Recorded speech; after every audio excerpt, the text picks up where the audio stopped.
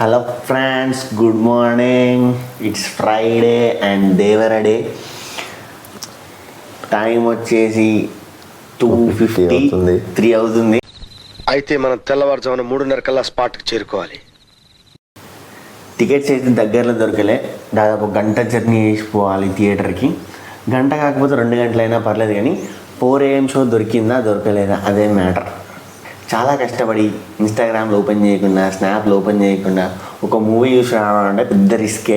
ఆ రిస్క్ మనం చేయబోతున్నాం. నెట్లు మొత్తం of, Instagram of, Snapchat of. Cinema అయిపోయిన తర్వాతనే ఏదైనా ఆన్ చేయాలి, అంతే.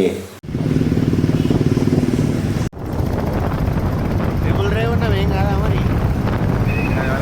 దేవరా ముంగిట నువ్వు వెళ్తా ఎవరన్నా నాపితే దేవరా ముంగిట నువ్వు వెళ్తా అంటే వదిలేస్తారంట.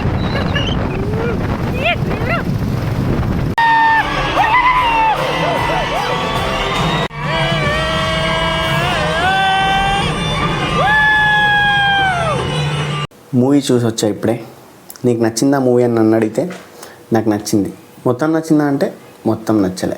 బిట్స్ అండ్ పీసెస్, అంటే పీసెస్ లాగా చేస్తే ఒక ఎంట్రీ సీను, ఒక ఆయుధ పూజ సాంగ్, ఒక ఇంటర్వెల్, ప్రీ క్లైమాక్స్, ఇట్లా కొన్ని పార్ట్స్ చేస్తే పార్ట్స్ నచ్చినాయి. స్టోరీ విషయానికి వస్తే పెద్ద చెప్పుకునేంత స్టోరీ కాదు. బేసిక్గా మనం ఎక్స్పెక్ట్ చేసిన స్టోరీయే ట్రైలర్లో చూసి. బైరా దేవరా.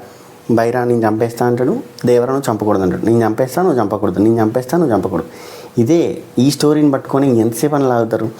నాకు ఆల్మోస్ట్ ఫస్ట్ హాఫ్ చూసేంతవరకే మూవీ అసలు సినిమానే అయిపోయిందన్న ఫీలింగ్ వచ్చేసింది ఫస్ట్ హాఫ్ అయిపోయేంతవరకు. కానీ సెకండ్ హాఫ్లో మళ్ళీ స్టోరీని కొంచెం కంటిన్యూ చేసి మన వరా క్యారెక్టర్ ఎంట్రీ ఇచ్చి లాగుతున్నారు. క్లైమాక్స్కి ప్రిపేర్ చేస్తున్నారు మూవీని. మంచి క్లైమాక్స్ ఇస్తారు అనుకున్నా. Pre climax was good. సొరచాప ఎపిసోడ్ అయితే చాలా బాగా నచ్చింది నాకైతే. అక్కడ CGI కానీ VFX కానీ మంచిగా సెట్ అయిపోయినాయి.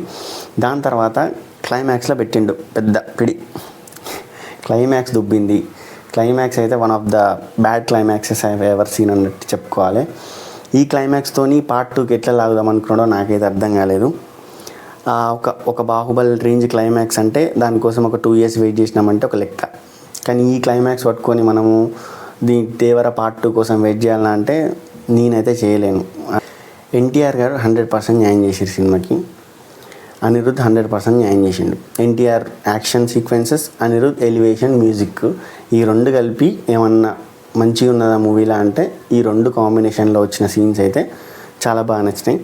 జాన్వీ కపూర్ గారికి ఇంకొంచెం ఎక్కువ రోల్ ఉంటే బాగుండేది. కమర్షియల్ సినిమా అనేసరికి హీరోయిన్ల రోల్ లెంత్లు కట్ చేయడం బాగా అలవాటు మనకి. అంటే స్కోప్ ఉన్న క్యారెక్టర్ కాదు బేసిక్గా. ఇంకేం లాగుదామా అంటే స్కోప్ ఉన్న క్యారెక్టర్ అయితే కాదు. ఉన్నంతవరకు అయితే బ్యూటీ బాగుంది.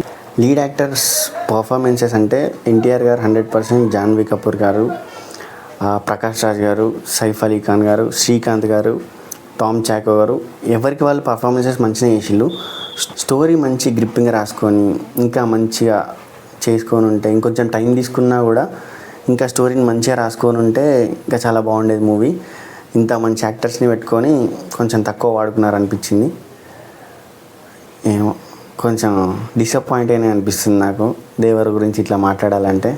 కాకపోతే ఉన్న ఫ్యాక్ట్ చెప్పాలంతే, ఏం చేస్తాం. మూవీని రేటింగ్ విషయాలలో అడిగితే ఒక 2.5 or 2.75/5 అంతే. అంతకంటే ఎక్కువ ఇవ్వాలంటే ఆ క్లైమాక్స్ తలుచుకుంటే ఇవ్వబుద్ది కావట్లే. అండ్ డబ్బులు టైము 2 ఉంటే go and watch in your nearest theatres, అంతే. అదైతే నేను చెప్పగలను. సో సబ్స్క్రైబ్ చేసుకోండి. మంచి కంటెంట్ ఇస్తా. ఇంకా నాట్ ఓన్లీ మూవీస్, ఇంకా వేరే కూడా ప్లాన్ చేస్తున్నాం. అన్నీ వస్తాయి ముందు. సో ఇవాటికి ఇదన్నమాట మ్యాటరు. ముందు వీడియోస్లో కలుద్దాం. Until then bye.